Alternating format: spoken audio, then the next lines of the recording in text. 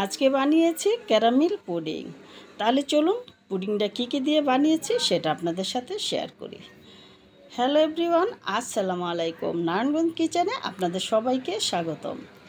আমি পুডিং বানানোর জন্য এখানে 8টা ডিম নিয়েছি আর সাথে নিয়েছি 2 কেজি গরুর দুধ। তো দুধটা এখন আমি জাল করে নেব। দুধটা খাঁটি গরুর দুধ নিয়েছি, সেই জন্য বেশি একটা জাল করতে হবে না। আর আমি এখানে দুধের সাথে কোনো পানি অ্যাড করিনি। যেহেতু পুডিং বানাবো, দুধটা যত ঘন হবে পুডিংটা ততই সুন্দর হবে আর খেতেও ভালো লাগবে। আমার দুধ বলক চলে আসছে। এইখানে আমি এখন 2টা এলাচ আর একটা লং অ্যাড করে দিয়েছি, কারণ পুডিং বানানোর পরে ডিমের একটা স্মেল আসে, যেটা অনেকেই খেতে পছন্দ করে না, সেই জন্য মশলাটা দিয়েছি।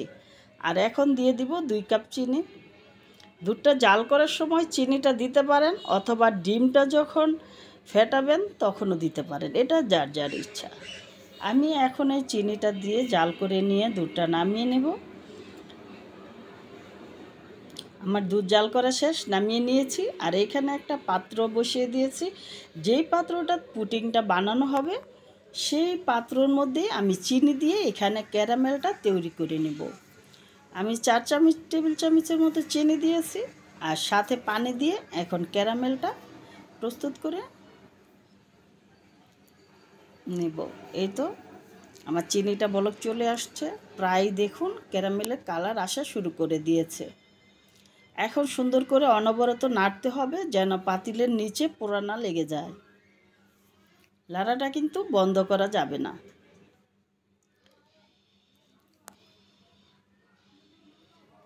এই যে দেখুন আমার ক্যারামেলটা কিন্তু প্রস্তুত হয়ে গেছে, এখন নামিয়ে নিব। এর বেশি আরও বেশি পোড়ালে কিন্তু তিতা হয়ে যাবে। তো এখন এটা নামিয়ে ঠান্ডা করে নিব, তাই পাশে রেখে দিয়েছি। দিয়ে এখানে আমি ডিমটাকে সুন্দর করে ফেটিয়ে নিয়েছি। দেখুন আমার ডিমে কিন্তু কোনো লাম্পস নেই, একদম সুন্দর করে ফেটিয়ে নিয়েছি। এখন ডিম আর দুধ একসাথে মিশিয়ে নিব। এই তো ডিম আর দুধ একসাথে মিশিয়ে নিয়েছি। আমি কিন্তু এখানে কোনো ময়দা অথবা কোনো পাউরুটি কিছুই অ্যাড করব না, শুধু ডিম আর দুধ দিয়ে আজকে পুডিংটা বানাবো। ডিমের সাথে অ্যাড করে নিয়েছি। এখন যেই পাত্রে ক্যারামেল করে রেখেছিলাম সেই পাত্রেই ঢেলে দিব ডিম আর দুধের মিশ্রণটা।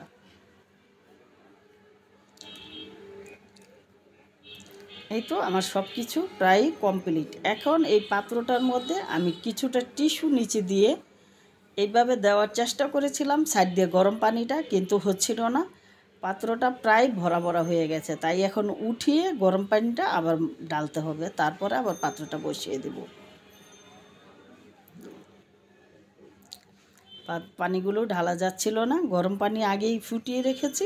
এই তো পানিটা ঢেলে দিয়েছি। এখন পাত্রটা বসিয়ে একটা ঢাকনা দিয়ে সুন্দর করে ঢেকে রেখে দিব প্রায় 2 ঘন্টার মতো।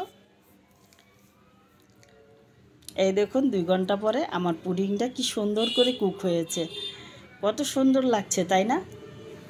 যদি আমার ভিডিওটা আপনাদের কাছে ভালো লেগে থাকে, লাইক কমেন্ট শেয়ার করে পাশে থাকবেন। আল্লাহ হাফেজ।